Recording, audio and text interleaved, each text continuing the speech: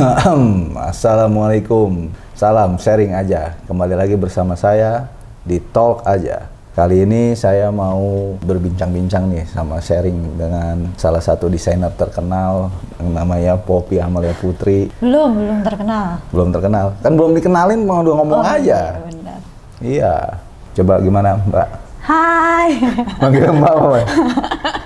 Manggilnya apa? Poppy dong, Iya. Manggilnya Poppy aja. Bagaimana kabarnya? Baik dong Bang. Baik. Baik dong. Ya sebelum itu kita sapa dulu ya. Ya yang yang ada di sana tuh. Kamu yang di sana gimana kabarnya semua? Mudah-mudahan sehat selalu ya. Mudah-mudahan rezekinya lancar, dimudahkan urusannya dan tetap semangat. Amin. Ya sebelum kita mulai, ada baiknya kita seruput yang satu ini dulu. Yuk. Cheers dulu kali Bang. Emang apa ini? Cheers. Minum dulu kopinya.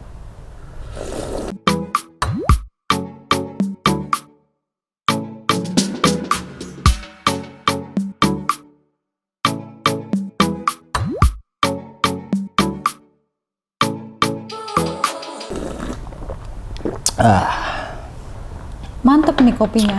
Mantap. Jadi mungkin profesi ini banyak yang belum pada mengetahui bagaimana sih seluk-beluknya sebagai seorang desainer. Makanya saya udah mengundang salah satu desainer. Yuk coba kita tanya-tanya beberapa hal yang mungkin bisa menjadi sharing pengalaman buat kamu semua dan mudah-mudahan ini jadi inspirasi buat kalian semua. Ya, gimana? Sebelumnya ini mau dihususin dulu ya. Iya. Desainer di sini tuh basically lebih condong ke fashion design. Fashion design. Iya. Sudah lama jadi desainer, fashion designer. Untuk lulus ya. Lulus jadi fashion designer itu saya lulus tahun 2016. 2016 berarti udah 4 tahunan ya, 4 tahun 5 tahun lah ya. Iya. Dulu kuliah di mana itu? Saya kuliah di LaSalle College. Kalau ada yang tahu ya di Jakarta. Emang hanya cuman ada di LaSalle College untuk jurusan fashion designer? Sebenarnya untuk jurusan fashion design tuh banyak banget ya. Kayak di BINUS International tuh ada, terus di Esmod juga ada. Sebelumnya saya pas mau masuk ke jurusan fashion design itu, saya nyari-nyari dulu dong Bang. Iya.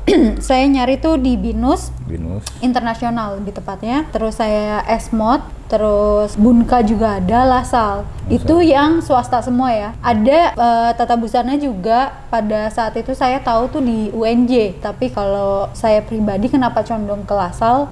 Awalnya sih karena kayaknya itu lebih serak mungkin pada 2013. Kalau menurut saya ya kayak untuk perihal digital platform itu kayak kita masih awam banget nggak sih? Ya kan? Jadi kayak nah LaSalle sendiri tuh kayak yang paling wah gitu. Dia dari websitenya pun kayak jelas gitu. Terus sosial medianya juga jelas dibanding yang lain. Makanya saya masuk gitu. Awalnya pilihannya tinggal dua tuh. Either yang namanya LaSalle College, kalau enggak Esmod. Tapi Esmod lebih ke yang gaun-gaun gitu. Kalau kalian tahu tuh kayak baju-baju Ivan Gunawan, Tex Saverio, lokal desainernya kayak gitu. Kak Ipan, gimana tuh Kak Ipan? Kita sapa dulu Kak Ipan Gunawan. Kalau untuk LaSalle sih lebih ke ready to wear ya, jadi kayak mass production gitu. Ya kalau misalkan kalian belum paham tuh mass production macam retail kayak H&M atau enggak lokal brand yang sekarang banyak banget. Nah terus kalau sekarang kan udah lulus nih, kegiatan sekarang itu apa aja nih? Untuk yang sekarang apa gimana nih Bang? Iya untuk sekarang. Kalau jujur ya, kalau ngomongin sekarang saya pekerjaannya apa, saya tuh lebih ke condong ini, fokus pengangguran. Pengangguran? Berarti freelance lah. Iya freelance lah, maksudnya lebih tepatnya pengangguran bukan dalam artian saya tidak ada job yang untuk urusan fashion kayak gitu, saya tidak mengambil jobnya, tapi lebih kepada saya mencari peluang untuk saat ini. Cuma sekedar tahu aja nih, saya tuh dulu jadi personal fashion designer salah satu Crazy Rich Indonesia lah. Oh gitu, pernah kerja berarti? Pernah kerja. Itu gimana tuh pengalaman kerja? Kan Crazy Rich kan ibaratnya sangat-sangat fashionable tuh. Bagaimana tuh, apalagi kan personal, berarti kan untuk satu orang ya, itu bagaimana suka dukanya sebagai desainer? Wah lucu sih kalau misalkan ngomongin kayak suka dukanya apa. Kirain saya pada saat saya masuk kayak wawancara gitu ya bisa dibilang.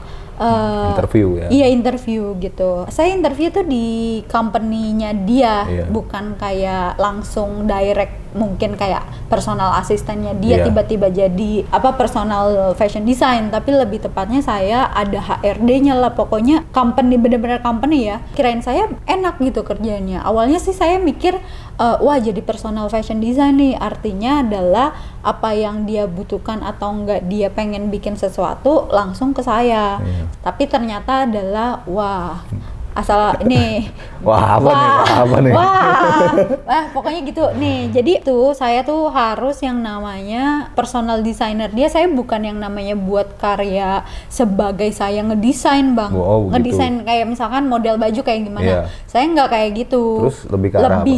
Lebihnya kayak gitu once in a while, kayak suatu waktu ada yang bikin kayak gitu, tapi lebih kepada jatuhnya si merchandising sih. Tapi saya mendapatkan ilmu bagaimana kayak kan di sana kan ada apa namanya timnya juga, ternyata di situ tuh udah disediain tim kayak tim penjahitnya lah, terus tim kayak payetnya, terus pembuat tas kayak gitu-gitu. Yang saya kerjakan di sana, saya mencari material bahan yang dimana digunakan untuk kebutuhan bos saya itu, kayak gitu, mantan bos saya. Oh, jadi udah mantan ya? Iya, udah mantan dong. Oh, berarti udah resign? Saya udah resign lebih tepatnya. Resign jadinya. Nah, terus itu kan pengalaman yang ini. Kalau yang nggak enaknya gimana tuh waktu pas kerja? Wah, nggak enaknya, wah saya masuk ke sana. Ya mungkin kalian ya anak Masa kreatif lebih tepatnya, atau enggak anak desain manapun, pasti kerjanya kan santai banget ya, mau pakai kaos lah atau apapun, kayak ya udah yang penting gue ngerjain kerjaan selesai gitu ya. Lebih bebas lah. Lebih ya, bebas namanya. gitu. Kalau anak-anak desain, anak-anak yang art lah, Iya. lebih ke arah bebas, dia pengennya Iya, bebas. benar. Yang penting adalah do that, bener nggak sih? Kalau misalkan kalian adalah anak desain di cafe atau apalah dunia kreatif gitu, pasti mikirnya adalah yang penting do that. Iya. Nah, terus kalau di sana pertama kali itu tuh lebih ke culture shock sih. Maksudnya kayak kita emang culture shock kan untuk kayak perpindahan dari negara satu ke negara lain. Ini lebih ke culture shock karena wah gila sih orang-orangnya tuh julidnya julid. Lo tau gak sih julid? Julid. Kampung gitu. Kayak Apa tuh julid kampung? Baru denger tuh julid kampung. julid kampung tuh kayak gini nih, Bang. Hal yang menurut saya atau menurut beberapa teman saya yang di tempat kerja sebelumnya, itu tuh apa namanya mikirnya tuh gini, kayak emang masuk sini tuh dapat culture shock. Anak-anaknya kayak ngomonginnya tuh parah banget. Kayak jadi gini, kayak misalkan nih abang teman saya nih, kan saya ngerokok ya, abang teman saya kayak, Pop kita ngerokok bareng yuk, ya kita kan beda jenis nih Bang. Iya. Abang misalkan udah punya istri, terus saya masih single gitu. Oh, masih single jadi? Iya. Masih single. Enggak, tapi bukan itu Bang poinnya. Gitu. Terus, nah itu benar-benar kayak diomongin, kayak terkesannya adalah, wah Poppy sama si abang kayaknya ada apa-apa nih. Padahal enggak, kita tuh emang kayak emang satu pikiran aja, dan Ya emang namanya teman kerja ya. Iya. Teman kerja. Iya kayak gitu. Partner kerja. Iya, itu hal yang menurut saya sih bukan hal yang harus dipikirin ya, karena kan banyak kerjaan yang harus lebih dikerjain Utamain dong. lah. Iya, lebih penting daripada ngejulitin kayak gitu. Oh. Nah, itu waktu pas abis lulus kerja seperti itu apa enggak? Oh enggak, Sebelum abis lulus itu ngapain tuh? saya habis lulus itu jadi freelance stylish. Oh, freelance stylish. Terus dari gitu saya juga pernah nih bikin brand. Wah, bikin brand tuh kocak banget sih Bang. Apa tuh brand apa tuh? Jadi brand ready to wear itu mass production juga. Targetnya tuh cewek-cewek orang kerja lah. Oh. Terus gimana tuh?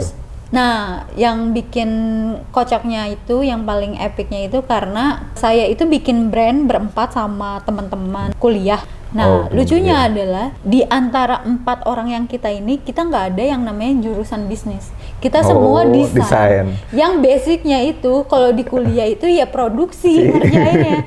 Nah, terus kayak kita tuh mikir kayak ini gimana cara running bisnisnya, padahal salah satu di antara kita tuh nggak ada basicnya. Kenapa nggak manggil narik orang bisnis gitu untuk karena pada saat itu 50% dari uang awal modal itu sudah dikeluarin untuk untuk apa namanya kayak brandingnya, terus udah gitu kayak packaging kan termasuk branding tuh, terus udah gitu produksinya, terus untuk photoshoot segala macam kayak gitu. Jadi gimana tuh, masih lanjut atau enggak itu? Itu udah enggak, itu udah kita enggak. langsung, jadi pada saat season pertama, season 1 keluar gitu, itu masih oke-oke aja. Pas waktu mau ngejalanin kayak season kedua tuh, pengen launching next season ya, pada saat di meeting, kan kita meeting lah ya, kayak ngobrol, itu saya tuh udah ngomong kayak, saya partneran gitu, salah satu di antara berempat itu, kayaknya ada yang gak enak nih, kayak gitu, better kayak lebih baik ngalahin pertemanan atau bisnis yang kita kalahin. Ya udah, makanya karena pada saat di meeting itu diomongin tuh Bang, semuanya pada deal kayak ya udah kita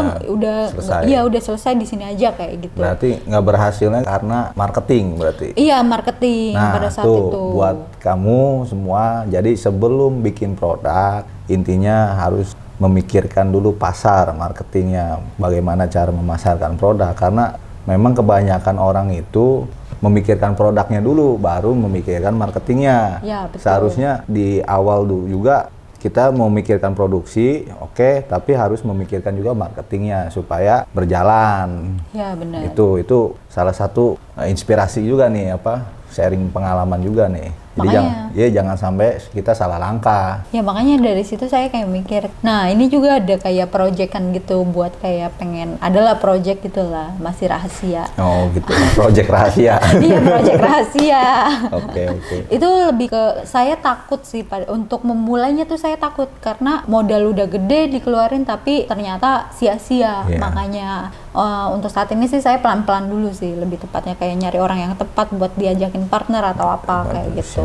Karena awalnya nih Bang, saya nganggap semua pekerjaan itu bisa saya handle sendiri. Ternyata makin banyak pelajaran sih. Bekerja sendiri tuh nggak bisa, lebih tepatnya karena satu kayak kita harus ada yang sharing. Jadi kasarnya gini, kalau kita yang namanya sharing ke teman aja, belum tentu teman ngerti, belum tentu teman yang namanya paham karena jurusannya pun beda kayak gitu. Nah, tuh untuk kamu tuh jadi pelajaran. Jadi kita kalau punya pekerjaan, kalau memang tidak bisa ditangani oleh diri kita sendiri, lebih baik kita sharing kepada teman, atau lebih tepatnya teman kerja lah, atau kita panggil atau nge-hire orang untuk membantu kita menyelesaikan pekerjaan. Iya. Jangan takut untuk nge-hire orang. Yang ada nanti kan rezeki kita pun makin bertambah ketika kita menggaji seseorang gitu. Dan kalau kita nge-hire orang, menggaji seseorang, ya itu yang saya bilang, ketika kita mendapatkan pekerjaan, mungkin kita berpikir, wah bakal berkurang nih, atau tidak sesuai ini. Tapi pada kenyataannya nanti kan hasil pekerjaan pun makin bagus.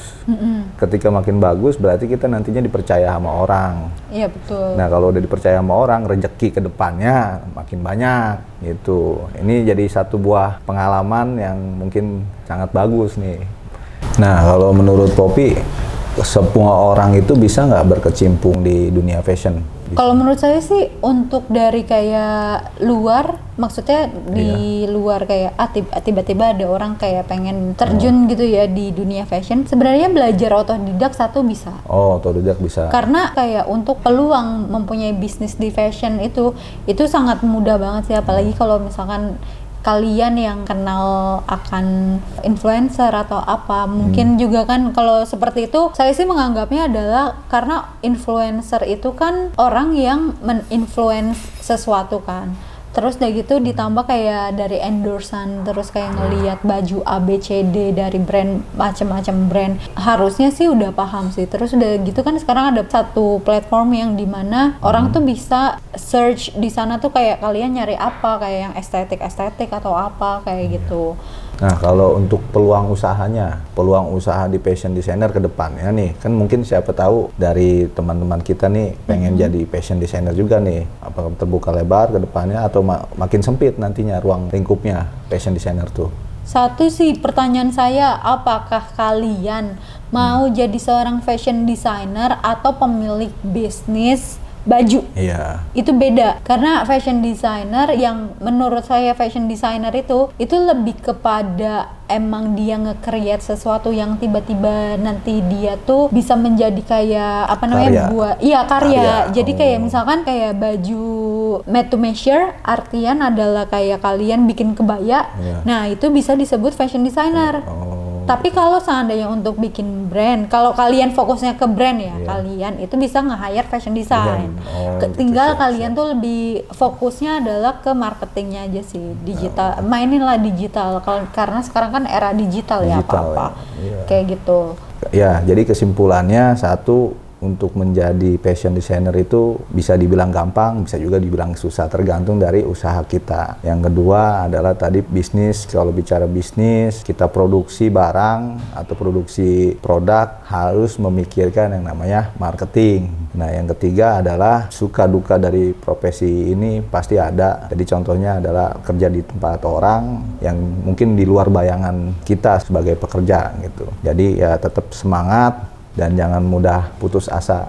Ya, jadi begitu. Terima kasih nih Poppy nih. Iya, Poppy Amalia Putri nih. Ya, begitu saja. Jangan lupa saksikan terus di Talks aja. Dan kalau kalian suka dengan video dari saya, silahkan like, comment, and subscribe. Jangan lupa di-share juga ya. Kita saksikan video berikutnya tentang sharing-sharing mengenai profesi, mengenai apa yang lain. Saksikan terus ya. Salam sharing aja. Assalamualaikum.